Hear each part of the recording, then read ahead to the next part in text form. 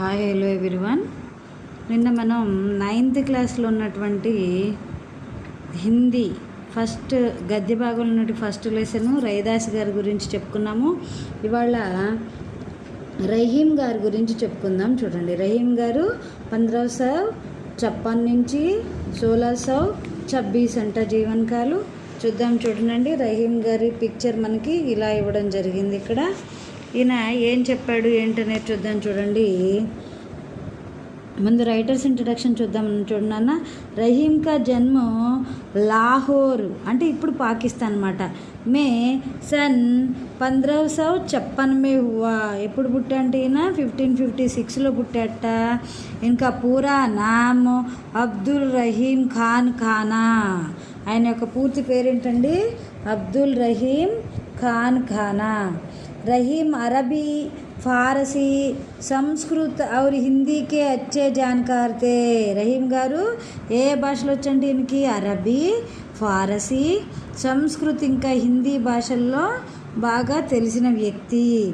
इनकी नीतिपरक उक्तियों पर संस्कृत कवियों की स्पष्ट छाप परिलक्षित होती है. ఈయన చెప్పినటువంటి నీతిపరమైనటువంటి పద్యాలలో మాటలలో సంస్కృత కవుల యొక్క ప్రభావం ఎక్కువగా కనిపిస్తుందిట. రహీం మధ్యయుగీన్ దర్బారీ సంస్కృతికే ప్రతినిధి కవి మానే జాతే హే. మధ్యయుగంలో ఉన్నటువంటి రాజుల దర్బారుల్లో పనిచేసేటువంటి గొప్ప కవి అన్నమాట ఈయన. అక్బర్ కే దర్బార్ మే హిందీ కవియోं में इनका महत्वपूर्ण स्थान था. ఎవరి దర్బార్లోనన్నా? అక్బర్ దర్బార్లో ఈయన గొప్ప కవి. ఈయన రహీం అక్బర్ కే నవరత్నం మే సే ఏక్ తే. రహీం గారు అక్బర్ గారి రాజదర్బార్లో ఉన్నటువంటి కవులని నవరత్నాలు అంటారు. నవరత్నాలలో ఒకడు ఎవరు? రహీం గారు. ఇది చాలా ఇంపార్టెంట్ బిట్ అండి టెట్ డిఎస్సికి. రహీం అక్బర్ రాజుగారి యొక్క దర్బార్లో ఉన్న కవులను నవరత్నాలు అంటారు. నవరత్నాలలో ఒకడు రహీం గారు. రహీం కే కావ్య ముఖ్య విషయ. రహీం గారి యొక్క కావ్యాల యొక్క ముఖ్య విషయం ఏంటమ్మా? శృంగార్, నీతి ఔర్ భక్తి. రహీం బహుత్ లోకప్రియ కవి థే. ఈయన చాలా గొప్పగా చెప్తూ ఉంటారు అన్నమాట. ఇన్కే దోహే సర్వసాధారణకు ఆసానీసే యాద్ హో జాతే హై. లోకప్రియ అంటే ఏంటి? మామూలుగా మనుషులలో ఎలా ఉండాలి ఏంటి అనేది ఆయన బాగా చెప్తాడనమాట. ఈయన చెప్పినవి మనకి ఈజీగా గుర్తొస్తూ ఉంటాయి. ఇన్కే నీతిపరక దోహే జాదా ప్రచలిత హే. ఆయన యొక్క నీతిపరంగా చెప్పినటువంటి దోహాలు చాలా ప్రచలించబడినవి. जिनमें दैनिक जीवन के दृष्टांत देकर कवि ने उन्हें सहज, सरल और బౌద్ధగమ్య బనాదియా హే. చూడమ్మా, ఈయన చెప్పినట్టు కవుల్లో దైనిక జీవనానికంటే డైలీ వారి జీవనం గురించి ఎక్కువగా చెప్పడం జరిగిందనమాట. రహీం కో అవధి और ब्रज दोनों भाषा ओम पर समान अधिकारिता. రహీం గారు ఏ భాషలో రాశారమ్మా? అవధి ఇంకా బ్రజ్ భాషల్లో. అండర్లైన్ చేసుకోండి, ఇంపార్టెంట్ కవి గురించి వచ్చినప్పుడు ఇక ఏమని వస్తుందంటే రహీం కా దోహే కౌన్సీ భాషా పర్ సమాన్ అధికార్ హే. అవధి और ब्रज दोनों भाषाओं पर. इन्होंने अपने काव्यों में ప్రభావపూర్ణ భాషా కా ప్రయోగ కియా హే. ఈయన తన కావ్యాలలో ఎలాంటి భాషను ప్రయోగం చేసిన? ప్రభావపూర్ణము అంటే మన మీద ఎవరైతే చదువుతున్నారో పాఠకుల మీద ఎంతో గొప్ప ప్రభావాన్ని చూపుతాయట. రహీంకి ప్రముఖ కృతియాం. ఇంపార్టెంట్, చాలా చాలా ఇంపార్టెంట్ ఇది టెట్ బిఎస్సిలో. రహీంకి ప్రముఖ కృతియాం ఇంపార్టెంట్ రచనలు ఏంటంటమ్మా అయినవి? రహీం సత్సయి, శృంగార్ సత్సయి, మదనాష్టక్, రాస్ పంచాధ్యాయి, నెక్స్ట్ రహీం రత్నావళి, బరవై, భాషిక్, భేదవర్ణన్. ఇవి ఈయన ప్రముఖ కృతులు. ఏ సభీ కృతియాం రహీం గ్రంథావళి. మోస్ట్ ఇంపార్టెంట్ అమ్మా, రహీం గ్రంథావళిలో ఈ చెప్పినటువంటి కృతులన్నీ మనకి కనిపిస్తాయి. సమాహిత్ హే. ప్రస్తుత పాఠ మే రహీం కే నీతిపరక్ దోహే దియే గయే హే. ప్రస్తుతం ఇచ్చినటువంటి పాఠంలో రహీం గారి యొక్క నీతిపరక పాఠాలు, ఎందుకంటే స్కూల్ వైజ్గా మనకి నీతిపరక పాఠాల మీద ఎక్కువ ఇంట్రెస్ట్ చూపిస్తారు కాబట్టి ఏ దోహే జహా ఏ కూర్ పాఠక్ కో ఔరోంకే సాత్ కైసా బర్తావ్ కర్నా చాహి. ఇక్కడ ఎవరైతే చదువుతున్నారో, ఎవరైతే ఈ పద్యాలు నేర్చుకుంటున్నారో వాళ్ళు ఎదుటి వాళ్ళతో ఎలా బిహేవ్ చేయాలి, ఇన్కి శిక్ష దేతే హే, ఇలాంటి శిక్షణ ఇస్తాయి. వహీ మానవ మాతృకో కరణీయ ఔర్ అకరణీయ ఆచరణకి భీ నసీహత్ దేతే హే. మానవులు ఎలా ఉండాలి, ఎలా ఉండకూడదని కూడా మనకి రహీం గారు చెప్పారట.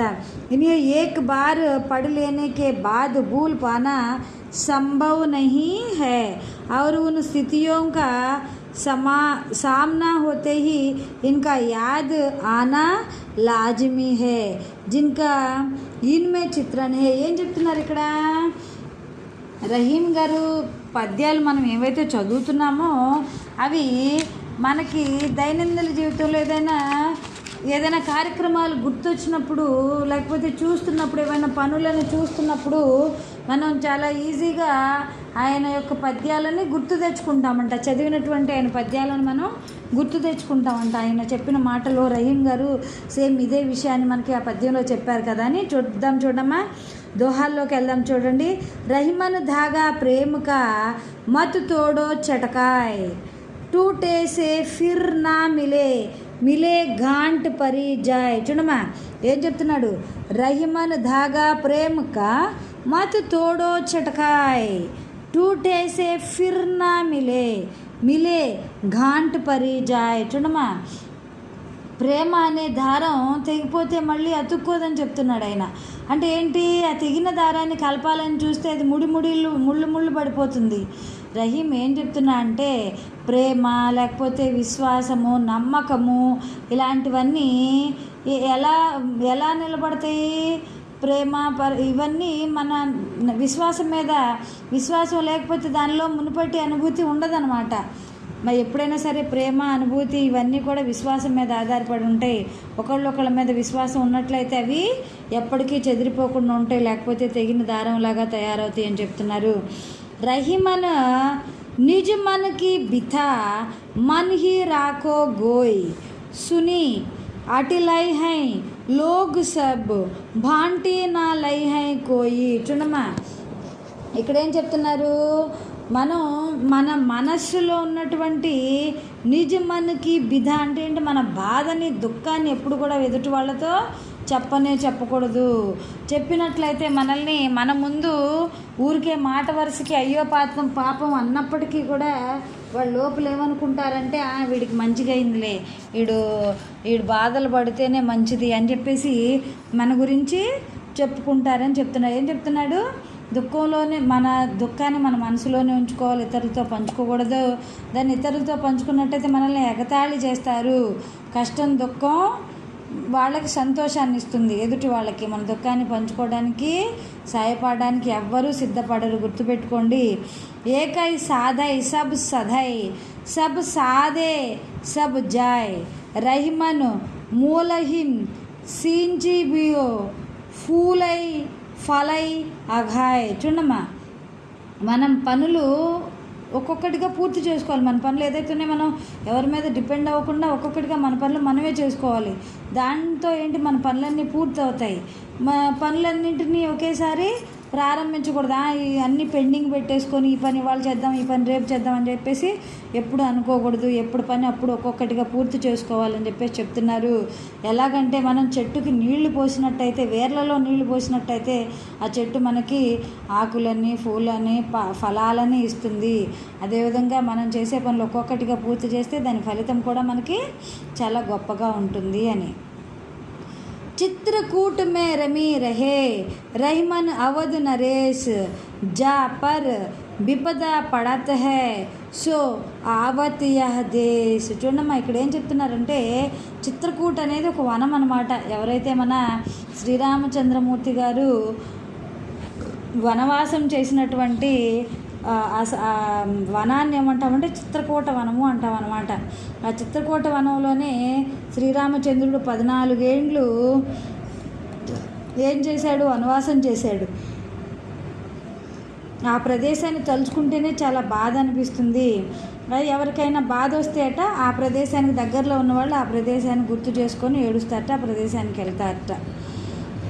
తర్వాత వీరగ్ దోహా अरत के आकर तोरे आहिम जोम रहीम नट కుండలి సిమిటి కూది చడి జాహిం. చూడమ్మా ఇంకేం చెప్తున్నారు.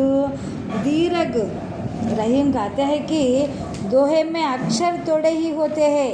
ఏం చెప్తున్నాడు ఆయన, దోహాలలో అక్షరాలు ఎంత తక్కువ ఉంటాయి. అవును కదా, దోహాలలో మనం చూసుకున్నట్లయితే అక్షరాలు చాలా తక్కువగా ఉంటాయి. అంటే ఏంటి, పదాలు చాలా తక్కువగా ఉంటాయి. ఇక్కడ చూడండి పద్యం ఏం చెప్పుకుంటున్నాం మనం. దీరగ్ దోహా అరత్కే ఆకర్ తోరే అహిం జోమ్ రహీం నట్ కుండలి సిమిటి కూది చడి జాహిం. చూడమ్మ ఏం చెప్తున్నాడు, దోహాలో అక్షరాలు కొన్ని మాత్రమే ఉంటాయి కానీ అందులో చాలా గొప్ప అర్థం ఉంటుందని చెప్తున్నాడు. ఎలాగైతే ఒక గారడివాడు చిన్న కుండలోంచి బయటకు వస్తాడు కదా, మ్యాజిక్ చేసే మ్యూజిషియను, అలాగే చిన్న కుండలో నుంచి పెద్ద వ్యక్తి ఎలా వస్తాడో అదేవిధంగా దోహాలలో కూడా అక్షరాలు తక్కువ ఉన్నప్పటికీ అర్థము చాలా గొప్పగా ఉంటుందని చెప్తున్నారు. నెక్స్ట్ పోయం చూడండి. దని రహీం జల్ పంకుకో లఘు జీయ్ పియత్ అఘాయ్ ఉధది బడాయి కౌన్ హే జగత్ పిఆసో జాయ్. ఏం చెప్తున్నాడమ్మా ఇక్కడ రహీం గారు, మనకి సముద్రంలో నీళ్ళు ఎన్నో ఉంటాయి. సముద్రం చాలా పెద్దగా ఉంటుంది కానీ తాగడానికి ఒక గుక్క కూడా పనికిరాదు. కానీ బురద నీళ్ళల్లో మీరు గమనించినట్లయితే చాలా క్రిమికీటకాలు, చాలా ప్రాణులు అవి ఇవి బురద నీళ్ళల్లో బ్రతికే ఉంటాయి. బురద నీరే వాటికి ఆవాసము. ఎంతో సముద్రం ఉన్నప్పటికీ ఒక్క చుక్క కూడా తాగడానికి పనికిరాదు, కానీ బురద నీరు తాగడానికి పనికొస్తుంది అని చెప్పేసి చెప్తున్నాడు. అంటే ఏంటి, సముద్రం నీటితో పోలిస్తే బురద నీరే ఉచితం, మంచిది. అంటే ఇక్కడ ఏం చెప్తున్నా, బురద నీరు వల్ల కీటకాలు బతికినట్లే మనకి అవసరానికి సహాయపడిన వాడు మాత్రమే గొప్పవాడు అని. మనకి అవసరానికి సహాయపడిన వాడు ఎంత గొప్పవాడైనా ఎంత పెద్దవాడైనా సరే మనకి మంచివాడు కాదు అని చెప్తున్నారు అనమాట. नाद रीज तन देत मुर्गू नर धन हेत समेत ते रहीम पशु से अधिक రీజేహు కచూ నదేత్. చూడమ్మా, నాద్ అంటే సంగీతానికి ఒక మంచిగా సంగీతం వినపడుతుంటే జింక ఆ సంగీతం మోయించే వాళ్ళ దగ్గరికి వచ్చి నిలబడుతుందంట. అంటే వాడు బోయేవాడు ఏదైనా సంగీతం ఇది చేస్తూ ఉంటే వచ్చేసి బోయేవాడికి దొరికిపోతుందట. సంగీతానికి ముగ్ధమైపోయి ఆ జింక తనని బలించేసుకుంటుంది. అలాగే ఒక మనిషి ప్రేమకి, ఇప్పుడు ఎవరైనా సరే మనుషులు ఒకళ్ళ ప్రేమకు ఒకళ్ళు అర్థం చేసుకొని ఒకళ్ళు పరస్పరం అర్థం చేసుకుంటూ ఉంటారు. అదేవిధంగా ఆనందాన్ని పొందాక వారికి ఎవరైతే ఒకరి దగ్గర నుంచి సంతోషాన్ని ఆనందాన్ని పొంది ఎదుటి వాళ్ళకి అటువంటి సంతోషాన్ని ఆనందాన్ని ఇవ్వరో వాడు పశువు కన్నా హీనమైన వాడు అని చెప్పేసి రహీం గారు చెప్తున్నారట. నెక్స్ట్, బిగరీ బాత్ బనై నహీం లాక్ కరౌ కిన్ కోయ్ రహిమన్ ఫాటే దూదుకో మథేన మాకన్ హోయ్. ఇక్కడ ఏం చెప్తున్నారు రహీం గారు, ఎప్పుడైనా సరే సంభాషణలు ఏర్పడినప్పుడు లేకపోతే డిస్కషన్స్ వచ్చినప్పుడు దయచేసి మీ యొక్క సహనాన్ని కోల్పోయి ఎటువంటి మాటలు నోరు తూలి మాట్లాడద్దు. నోరు తూలి మాట్లాడద్దు అంటే ఏంటమ్మా అర్థం, మాటలు ఎక్కువ మాట్లాడినట్లయితే బంధాలు తెగిపోతాయి అని చెప్తున్నాడు. కోపం వచ్చినప్పుడు మన నోరు నదుపులో పెట్టుకొని వాళ్ళు ఎదుటి వాళ్ళ కోపంలో అరుస్తున్నప్పుడు మనం కూడా తిరిగి అరిచి దానివల్ల బంధం తెగిపోవడమే తప్ప బంధం ముడిపడదు. ఇంకా అది అంతేకాకుండా ఎదుటి వాళ్ళ మనసు నొప్పించేట్టు మనం మాట్లాడినట్లయితే ఆ బంధం తెగిపోతుంది. ఎలాగైతే విరిగిపోయిన పాలు ఫటే దూదుకో మథేన మాకన్ హోయ్, ఎంత కష్టపడినా మనము వెన్న తీయలేము. అలాగే తెగిపోయిన బంధాలు ఎప్పటికీ సరిగ్గా కలవవు అని చెప్పేసి చెప్తున్నట్టు ఆయన.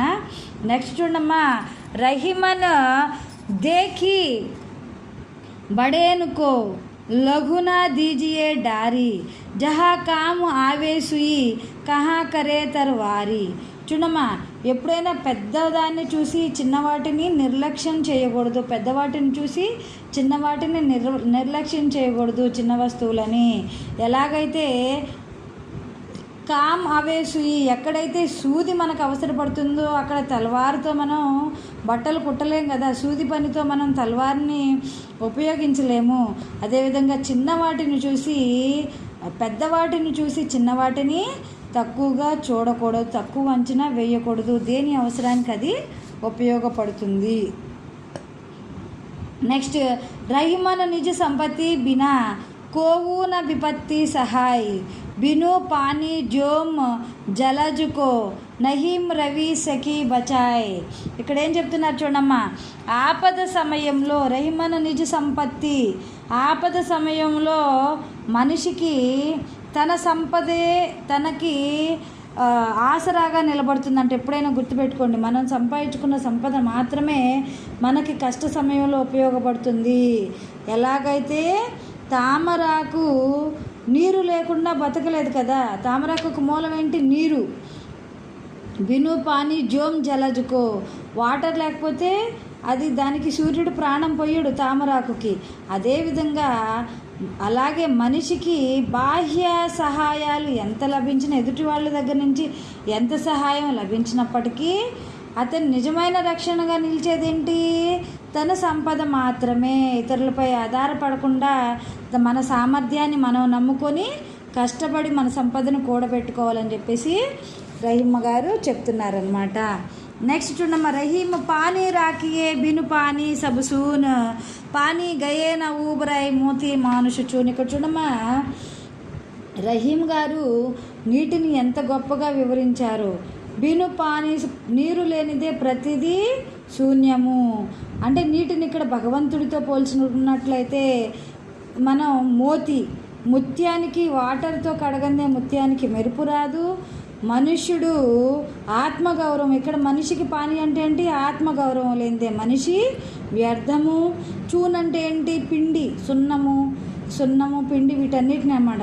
సున్నంలో నీరు కలపందే సున్నం దేనికి మనకి పనికిరాదు అంటే ఇక్కడ భగవంతుడు అని అర్థం అన్నమాట. ఈ విధంగా రహీమ్ గారు తన రచనలలో మనకి ఎంతో గొప్పగా చెప్పడం జరిగిందనమాట. ఇది సెకండ్ లెసన్ అయినటువంటి రహీమ్ గారి లెసను. అయితే దీంట్లో మనకి ఏమేమి ఇచ్చారో చూడండి. उदाहरण के आधार पर पाठ में आए निम्नलिखित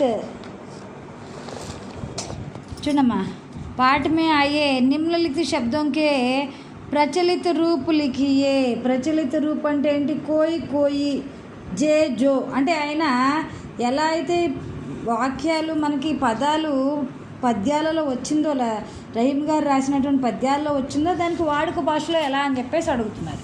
ఇక్కడ చూడండి, మనం మీకు నేను ఇక్కడ రాసి చూపిస్తాను చూడండి. జోమ్ అంటే ఏంటి? జైసే. జోమ్ అంటే ఏంటి నాన్న? జైసే. నహి అంటే నహీం.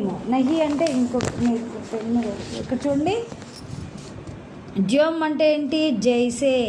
నహీం అంటే నహి. ధని అంటే ధన్య. జీ అంటే హృదయ్. హోయ్ అంటే హోనా. తర్వారి అంటే తల్వారు. మూలహిం అంటే జడ్ మూలు.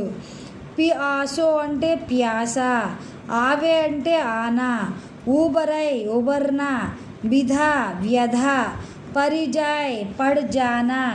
నెక్స్ట్ కుచ్ కోయి కోయి. ఆఖర్ అక్షర్. थोड़े थोड़े कम. माखन मक्खन. सींचिबो सींचना. पिअत पीना. बिगरी बिगड़ी. सहाय सहायक. बिनु बिना. अटिलैहैम మజాక్ ఉడానా. అటిలైం అంటే ఏంటన్నా? మజాక్ ఉడానా అని చెప్పేసి చెప్తున్నారు. ఇక్కడ టిప్పణీలు ఇచ్చారు చూడండి. చటకాయ్ అంటే చటకాకర్. విధ అంటే వ్యధ దుఃఖ్ వేదన. గోయ్ అంటే చిపాకర్. గోయ్ అంటే ఏంటి? చిపాకర్. నెక్స్ట్ అటిలై హై అంటే ఏంటి, ఇటలానా మజా కూడానా. सींचिबो అంటే सिंचाई करना, पौधों में पानी देना. अघाई అంటే तृप्त. अरध अर्ध, मायने आशय. थोरे అంటే थोड़ा कम. पंख అంటే कीचड़. उदधि అంటే सागर. नाद ध्वनि. रीझी అంటే मोहित होकर. बिगड़ी बिगड़ी हुई. फटे दूध फटा हुआ दूध. मथे बिलोना मथना అంటే తిప్పడం అని. ఆవే ఆనా. నిజ్ अपना. विपत्ति मुसीबत संकट. पियासो प्यासा. चित्रकूट అంటే वनवास के समय श्री रामचंद्र जी सीता और लक्ष्मण के साथ कुछ समय तक चित्रकूट में रहे थे. ఈ విధంగా మీకు రహీం గారి లెసన్ పద్యభాగంలో ఉన్నటువంటి సెకండ్ లెసన్ కూడా కంప్లీట్ అయ్యింది. మీకు ఈ చెప్పినటువంటి లెసన్ పాఠం అర్థమైనట్లయితే ఎక్స్ప్లెనేషన్ అంతా కూడా దయచేసి like, share and subscribe my Chanti's YouTube channel for thought. Thank you so much viewers.